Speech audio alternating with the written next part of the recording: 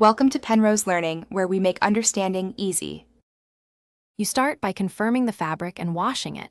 This removes finishes that resist dye. Once done, measure the dye precisely.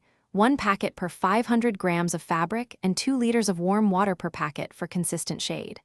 Put on gloves and use a stainless steel or enamel pot to avoid contamination. Heat water to about 60-70 degrees. Stirring constantly prevents clumps.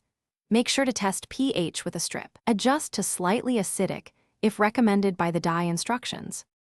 You now pre-dissolve the powder into 100-200 milliliters of hot water to form a smooth slurry. This prevents speckling. Once the slurry is lump-free, add it slowly to the main bath and keep the temperature around 60-70 degrees. Agitate continuously and gently stir for a full 30 to 45 minutes depending on desired depth. Stir in a slow figure-8 motion every couple of minutes so all fibers encounter fresh dye. Make sure to monitor color uptake and add a second packet if shade is too light.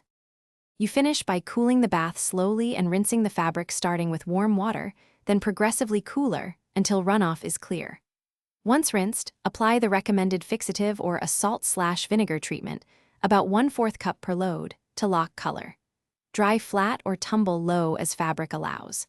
If you see uneven spots, don't panic. Re-wet the piece, reheat to the original dye temperature, and re-agitate for evenness, or perform a full re-dye using a lighter concentration for correction.